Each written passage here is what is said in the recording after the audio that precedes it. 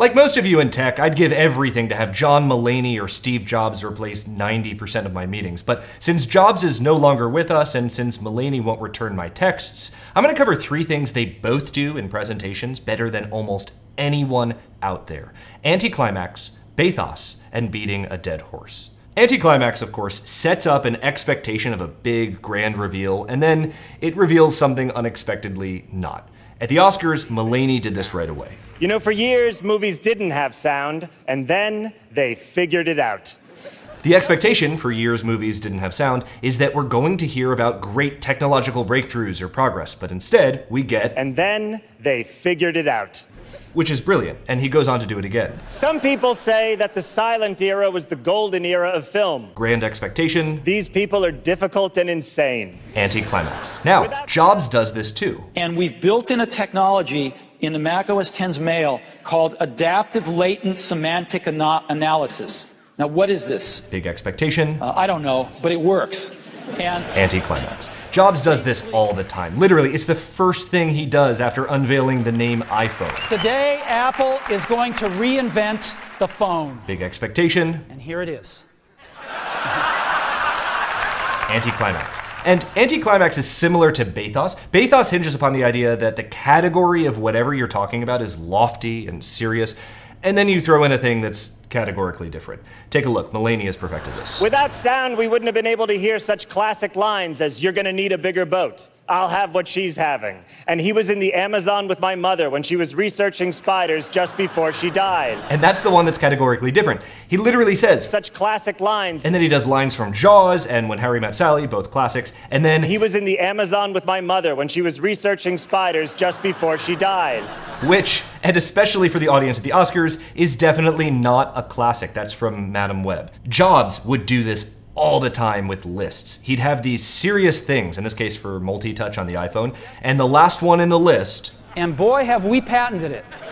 Every other thing on that list describes features of multi-touch, and Jobs is so confident about how groundbreaking the iPhone is that he breaks up what could be too lofty with something categorically different.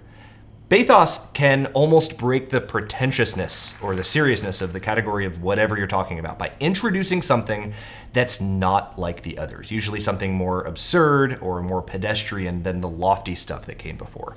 But the third thing, beating a dead horse, is potentially the most dangerous. High risk, but very high reward when it works. Let's watch Mulaney at the Oscars and pay a lot of attention to the audience reaction over time. Or what about that moment in Field of Dreams when we hear, "If you build it, he will come."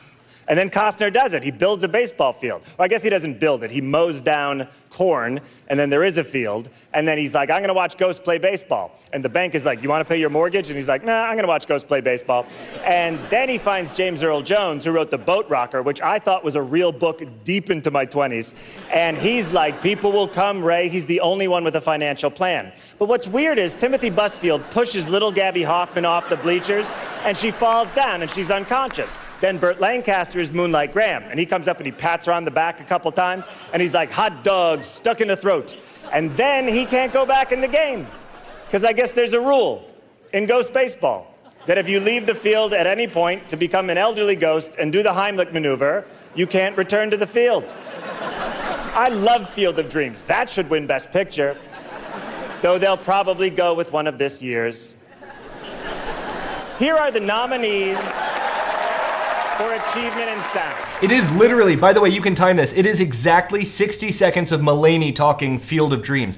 By the way, you can watch the entirety of the Academy Awards. Literally nobody else got laughs like John Mulaney, and he should 100% host the Oscars. But people got the point. Believe it or not, this is just an extension of the earlier point he made. Without sound, we wouldn't have been able to hear such classic lines as... And they certainly didn't need that level of specificity. But let's look at Jobs use a very, very similar technique. Again, listen to the audience. It's got HTML email, it's got cover flow, and on and on and on. And this stuff would normally cost hundreds of dollars. So how much more than $4.99 should we price iPhone? Well, we thought long and hard about it, because iPhone just does so much stuff.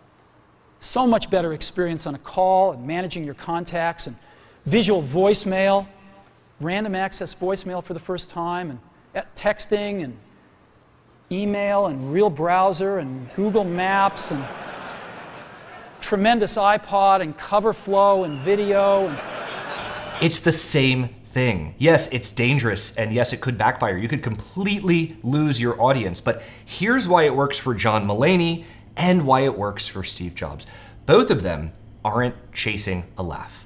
The primary motor behind both of them relentlessly going on isn't, I'm gonna be annoying and annoying is funny. People love it because both Mulaney and Jobs are passionate about the subject. I love Field of Dreams. That should win Best Picture. Mulaney's not making fun of Field of Dreams, and it's the same with Jobs. You know, I didn't sleep a wink last night.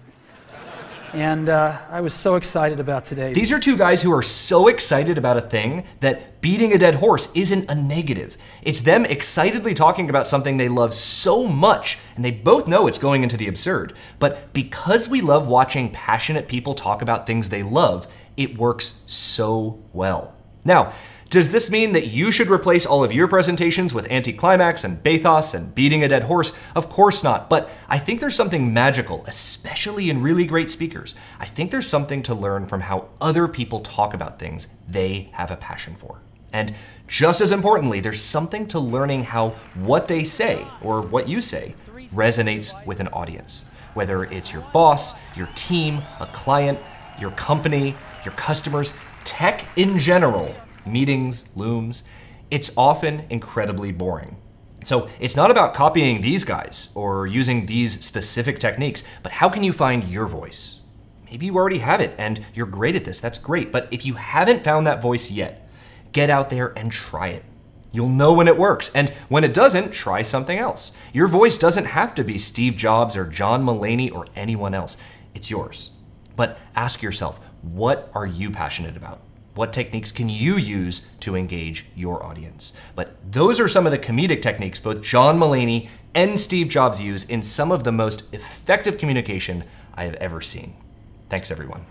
You know, when I was in high school, Steve Wozniak and I, mostly Steve, made this little device called a TV jammer.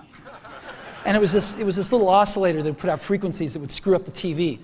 And Woz would have it in his pocket, and we'd go into like a dorm at Berkeley where he was going to school, and a bunch of folks would be watching like Star Trek, and he'd screw up the TV, and somebody'd go up to fix it, and just as they had their foot off the ground, he'd turn it back on. And if they put their foot back on the ground, he'd screw up the TV again. And within 5 minutes, he'd have somebody like this for the rest of the Star Trek episode.